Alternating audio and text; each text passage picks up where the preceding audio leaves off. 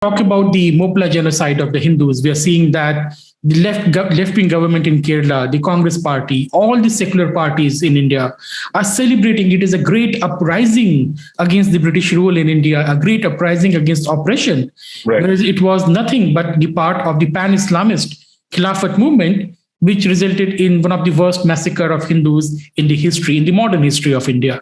So how do you look at the entire episode? So I think it's very, very consistent, and it's a done to death strategy of the left, which they have been doing with every possible massacre of Hindus by people professing a certain religion. I think they tried to employ a similar strategy for Kashmir for the longest of periods. And unfortunately for them, I think in the in late 90s and 2000s, and particularly with the boom of the internet, that particular myth was busted. And for the very first time, I think their bluff has been called out at such a large scale on this particular subject, because the kind of backlash that they've received and the kind of response that they received in the form of, let's say, talks, shows, programs, articles, whatnot, podcasts, I think for the first time, they're beginning to realize that the tide has changed, or it has at least begun to change. And people are beginning to see what has been brushed aside typically as Hindutva propaganda or RSS propaganda or whatever it may be. And finally, they're also able to connect the dots, either with respect to what has happened in Bengal from May and the similar mindset taking over in Afghanistan. I think history has presented perhaps the most opportune Overton window, according to me, for the rise of the Hindu psyche in this particular subject, and for them to actually remove the cobwebs of nonsense that they've been buried under for generations now, at least for the last 5-6 generations. So I believe that notwithstanding the attempts at whitewashing this genocide, for the very first time, there's a very clear response, and that is what I would draw heart from, because their strategy of trying to whitewash is something that is to be expected, that's stereotypical. What I'm more interested in are the multiple layers and the multiple strands of arguments that people are coming out with, and the growing sense of history that I clearly see as far as Hindus are concerned. And the reason why they must actually pay attention to history is reinforced by the other side more than our own preaching and pontificating. So I think the other side is doing a fantastic job of awakening Hindus. I wish more power to them, and I hope they continue to whitewash and give us an opportunity to respond. Yes, but could you throw some light on the Moplah genocide as well? Because lots of people are really confused whether it was some kind of peasant uprising who were killing Hindu landlords in the region because Hindu landlords were siding with the British. So that's the standard Marxist left-wing argument. So what happened exactly in 1921? My limited reading and understanding of this, based on what Sandeep Balakrishna has written, based on what Dr. Ambedkar has written, and based on what Annie Besant has written, this much is very clear, that the southern part of Malabar is actually that particular region which has the remnants of what they call the Tipu Sultan's army. Okay, that's the place where maximum amount of conversions took place. If you ask any Malayali, if you ask them what that particular period is referred to as, there is a word that they use, which is Padayattam, which effectively means the march of Tipu. Okay, roughly that's what it translates to, or the ravage of Tipu. Okay, so Padayattam, I think, translates to march, Padayatra. So it's Padayatra becomes a Padayattam. Okay. And how, let's say, the Nayars were killed in thousands of numbers in forts and all of that. I think that's a memory that's seared in their heads very, very deeply in their consciousness. And the beef consumption that they were subjected to during the period is also very, very clear. Okay, so that explains the skewed demography of that particular region. Okay, otherwise, Malabar is typically the land of Parshuram. Okay, which has several temples. What we have given up today as a space that's completely gone as a mini Pakistan, which is Malappuram, is otherwise a place which has a lot of temples.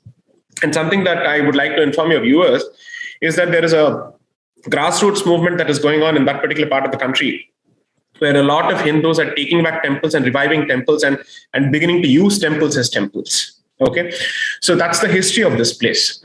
So it comes as no surprise, or it shouldn't have come as any surprise, that this particular region was heavily invested in the Khilafat movement, or let's say the dismantling of the Ottoman Caliphate as part of the First World War. So here's the juxtaposition. When Saddam was being attacked by, let's say, by the United States, I think one of the most vocal oppositions to the United States came from Malappuram, again, from this particular part of the country. And you'll find a lot of streets named after Saddam Hussein there. Okay, you will find a lot of streets named after places in Iraq. Okay, streets, cities, and what, let's say towns and whatnot, you'll continue to find them. So this is not something that's new. It has always been there. Okay, so when the Khilafat movement starts, clearly they are looking at joining forces with, or at least establishing solidarity with the global movement of the Ummah. And they see this again as some kind of a Western attempt at dismantling a legitimate caliphate and an attack against Islam. To a significant extent, quite a few people have seen that as an extension of the crusade, notwithstanding the fact that you had the Axis powers fighting along with the Ottoman Caliphate. Okay, so it's a very skewed way of looking at it, but nevertheless, that was the way they looked at it. And of course, you know the history of the Ali brothers, who decided to participate, or at least gave their word to the great Mahatma for his cooperation as far as his movement is concerned, the non-cooperation movement. And ultimately, I think he delivered better on his promise of supporting the Khilafat movement than them actually supporting the non-cooperation movement. That's something that has happened. But here's where it gets very, very interesting, that Marxism and its comfortable partnership or alliance with Islamism couldn't have found a better textbook example than the so-called peasant rebellion of the Moplahs. Okay, because you see the language and the framework of Marxism being employed to justify what is clearly and evidently an Islamist genocide of Hindus. Okay. Now, when in the discussion with, or in the debate with Mr. Tharoor, he just pointed out that, but no, there were quite a few Hindus who participated in this particular rebellion. There are quite a few people who actually gave shelter to the persecuted Hindus. And therefore, there are multiple theories, and therefore we must not jump to these kind of abrupt or summary conclusions, was his argument. Again, I think he makes the point which only proves my entire premise that there's a distinction between identity and consciousness. That Marxist Hindus were Hindus in name only, and they fundamentally saw a greater sense of solidarity and alliance with Islamists than their own co-religionists. Okay. Therefore, according to me, the fact that they had Hindu names or were otherwise Hindu sounding doesn't change the fact that they were first Marxist and certainly not Hindu, not even second Hindu.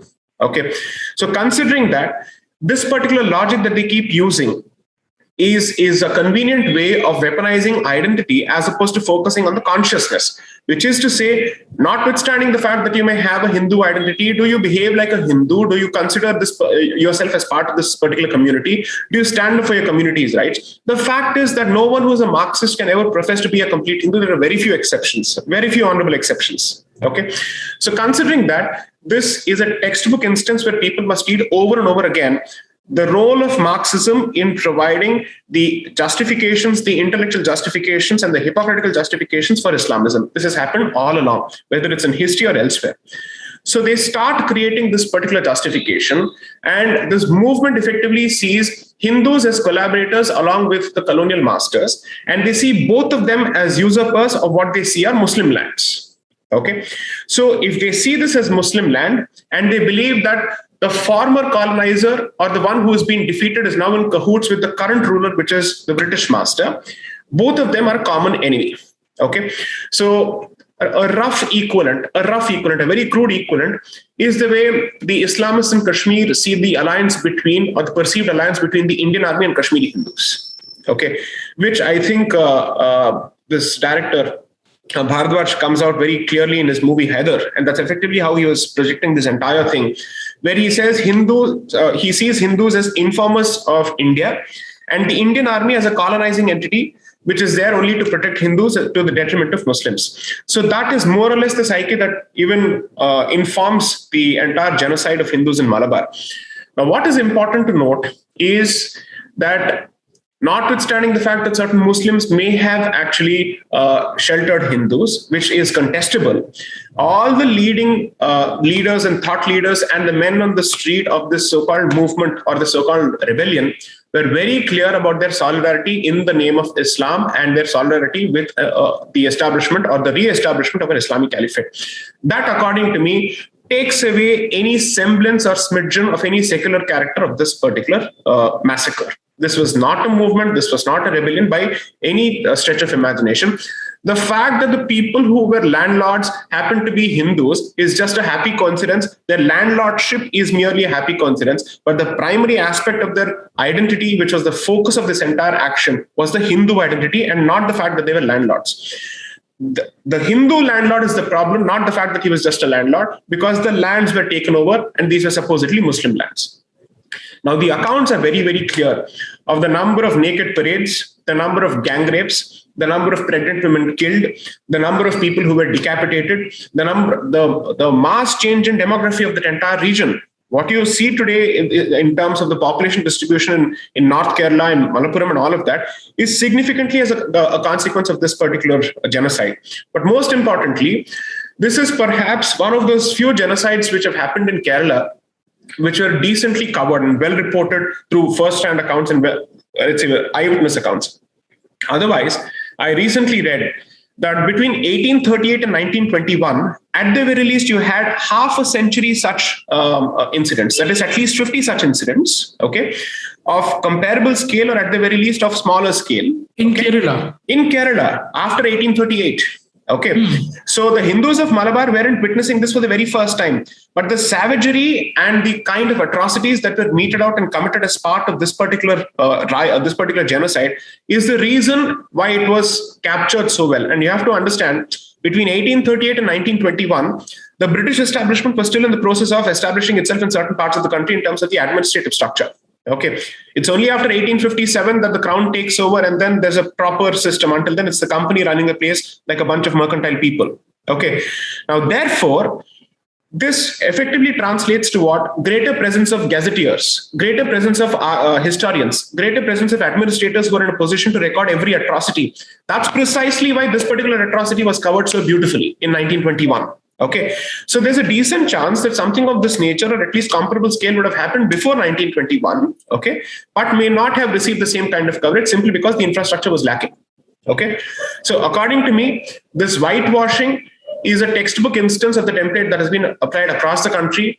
And most importantly, as I said this even before, this has been applied to Kashmir, and this has now been even applied to the pillaging of Somnath of 17 times, because I've heard. So here's the funny part. There's this guy who is known as Lal Topi in Pakistan, this guy who keeps making fun of himself. So, Hamid, some Zaid Hamid. Yeah. So this guy, you should listen to him speak about the Islamic invasion of India, and he adopts the very same Marxist template saying that the Hindus, the Dalits, the Adivasis, and the women were being trampled over by the Brahmins of Gujarat, of that part of Gujarat at that particular point of time. And the Muslim was the one to actually come and liberate all these people. And that is why, apart from the incidental obligation of having to destroy temples, which is बुत परस्त लोगों को तो किसी भी हालत में humiliate तो करना ही है, but beyond that, he liberated apparently the Hindus of the place. And therefore, Islam ki Roshni translated to liberation of the Dalits, the Muslims, let's say the Adivasis, all these invented identities, he suddenly retrofits back to that particular era. He's talking of Dalits and all of these people when? In the 7th century, 8th century, 10th century, that's what he was talking about. So effectively, this whitewashing resonates and is in perfect sync with Pakistani's view of Bharat and Bharat's history. So, as I said, it's a state of mind. It is not limited by geography. So whoever does this, according to me, is aiding the Pakistani mindset. No, that's very true. I see no difference between the left-wing opinion, the Islamist opinion. Not at all. I mean, they are one and the same effectively, as I think Sitaram Goel effectively called out that in India, the Islamic imperialism, the Western imperialism, and the Marxist imperialism have become one and the same. There is no difference between the three, even though they fight like blood enemies outside the boundaries of India. Right. But you raised a very important point. This repeated genocide and ethnic cleansing of the Hindus over the last 100, 150 years. And I think it got worse when the British disarmed the Hindus, when the British brought in this entire rules and regulations, disallowing people to carry arms. And you see, there's a perfect coincidence with the massacre of Hindus will start all across the Indian subcontinent, even extending up to Afghanistan and even Xinjiang. People don't know that the Xinjiang Uyghur Muslims massacred the Hindus who were settled there for business and trade purposes. It was a very massive massacre of the Hindus. So how do you see this thing that there's a complete denial? When you talk about these things, they will come, oh, why do you want to care about what Ghazni did? Are we going to live in the past, what Mughals did? No, we're talking about the modern history. We're talking about last 100, 150 years, something which is continuing even today. Correct. See, assuming that this were a mere archival study of something that has happened in the past, which has no bearing on the present, I would still say it has a lot of value simply because it's important to understand the journey in its entirety. However, what makes it super relevant and contemporary is that the mindset continues to exist and it continues to show itself in multiple places across the country. So there are multiple enclaves within Bharat, forget what happens outside Bharat, within Bharat, which are fostering and fomenting this mentality, taking us to, according to me, a stage is gradually being set for balkanization of Bharat. This is something that I think all of us are very clear about, that this is what is gradually happening. It's a question of, like beggars, they divide territories. Ye street tumhara, ye street mera. So therefore, regions and geographies of this particular country are divided between both kinds of mindsets. One is the proselytizing mindset, and the other is an occupational mind. Let's say the occupying mindset or the expansionist mindset. That has been happening. Now, the banning of martial traditions. Okay, the banning of several forms of martial arts in Kerala and other parts of the country. The banning of weapons is something that they did. Now, which tells us what. One, I think it's important to bust the myth that we are somehow some pacifist country which constantly follows the ideals of the neo version of Buddha and let's say the current day modern Buddha being Mahatma Gandhi. Okay, the apostle of peace and all that. I'm sorry to say we may be a peace-loving country, but we are not a pacifist society. Okay, there's a distinction between the two. Okay, and therefore, the deprival or the deprivation of martial traditions and the right to bear arms, which is perhaps even much more, it's older than the American tradition of bearing arms. Okay, this is something that has been happening for generations together. Several communities have believed in it. And this, according to me, is the single biggest reason that it has cultivated this myth that Hindus are cowards, Hindus are fundamentally defeatists, and they have not been able to resist any invasion. I had this question recently that from Alexander onwards, how is it that this has happened? Most people don't even know that the community that is constantly accused of cowardice, which is the Brahmin community, was among the most vociferous opponents of Alexander in the Bactrian region. Along with their women and everything, they fought them with utensils and everything that came their way. So this tells me that let's say the martial spirit is not the exclusive preserve of any particular group, just as a knowledge tradition is not the exclusive preserve of any particular group. Okay, so that I think is extremely important. Two, we are being told, but if you seek to revive that particular tradition, will we not have law and order issues? Well, I go back to the standard American argument. The crook always has access to weapons, and therefore the law-abiding citizen also needs to have access to weapons, simply because you cannot, under any circumstances, guarantee the safety of people. Your security forces, or for that matter, your standard police force, is vastly outnumbered by the number of people as well as the number of criminals. So I'll give you a simple example. I recently was in Telangana. I had an opportunity to interact with senior police officials there as part of my security arrangements because I had to go there. 70,000 is the number of policemen in Telangana. After the bifurcation of undivided Andhra Pradesh, it is a decently sized state, but with a vast population. Hyderabad itself has such a huge population, and then you have the rest of the districts. What is 70,000 as a number? What is this ratio? How does this even function? What can happen? Forget the infrastructure that they have, forget the access to resources that they have, forget the training that they have. But in terms of sheer population comparison, at the very least, are you looking at 1:100 or 1:150? You're looking at 1:250 to 300. How on earth is one person supposed to do all of this? From digital crimes to standard crimes to everything under the sun. And even for that matter, not every bomb blast is necessarily handed over to any specialist agency. It starts with the police and then it's escalated subsequently. How much are they expected to do and how will they do?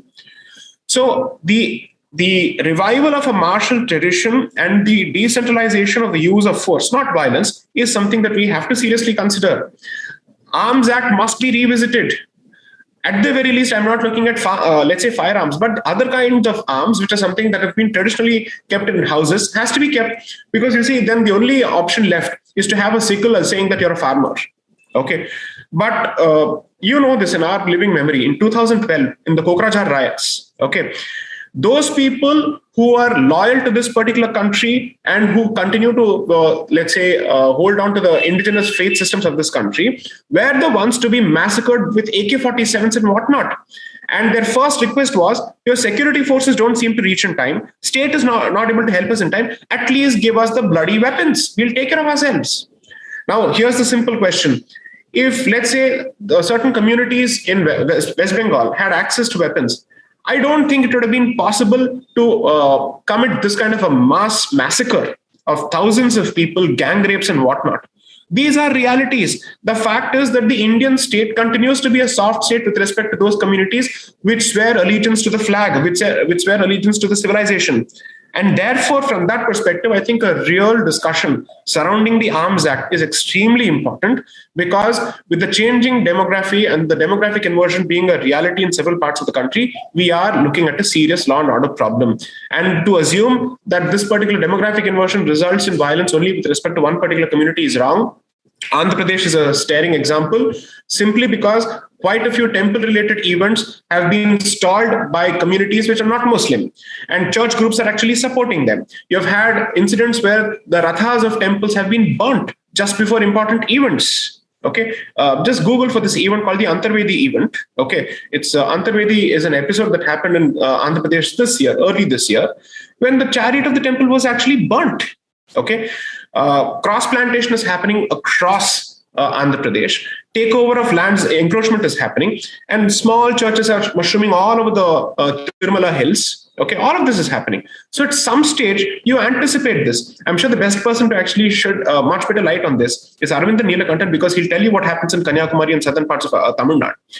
And there it's not a question of soft proselytization. There's a clear use of force. There's a very clear use of force. And most people don't even want to talk about the fact that Naxals, in quite a few instances, happen to act as the sword arm of evangelical groups. That is the reality. That's happened in Odisha and other parts of the country. It's just no coincidence that the missionary belt and the Naxal belts coincide. And the tribal belt coincide. It's no coincidence.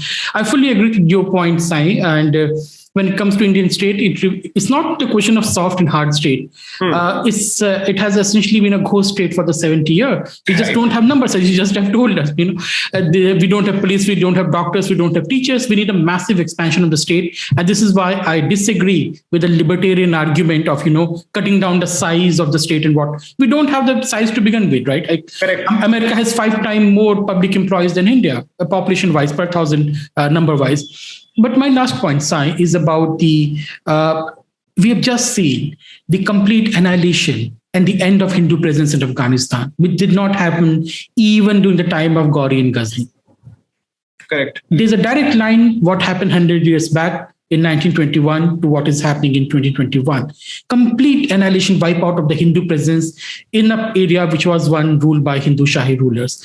And it raises no outcry. Instead, we have a bigoted anti-Hindu conference organized by the American academia. Correct. I mean, what's happening? I mean, there's a clear attempt to celebrate the annihilation of Hindus, it seems, by the left wing and the liberal academicians in Western academia, at least, as of course supported by lots of Indians. Correct. So there are 2 streams of response, and I'll try to keep it as short as possible. I think the 2 persecuted communities in world history which have managed to produce self-loathing, weaponized individuals from within themselves are the Hindus and Jews. Okay.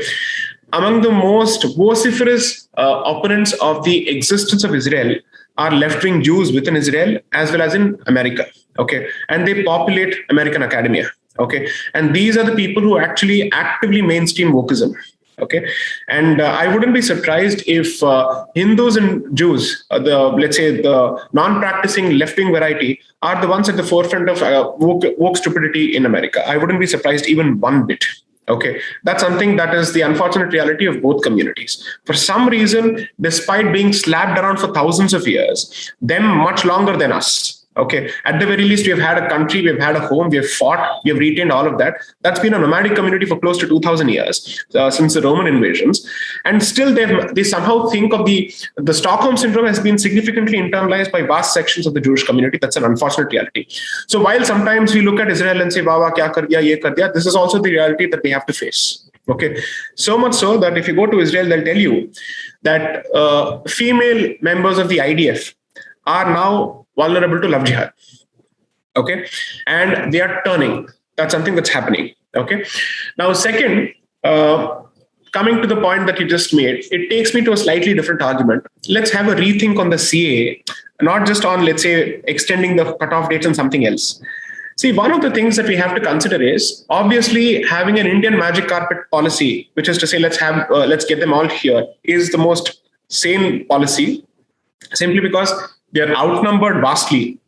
And to assume that only the state apparatus in these countries persecutes them is stupidity. It's the societal apparatus that persecutes them first, which is actively supported and endorsed by the state and defended by the state. That's how it works, right? Now, then what happens?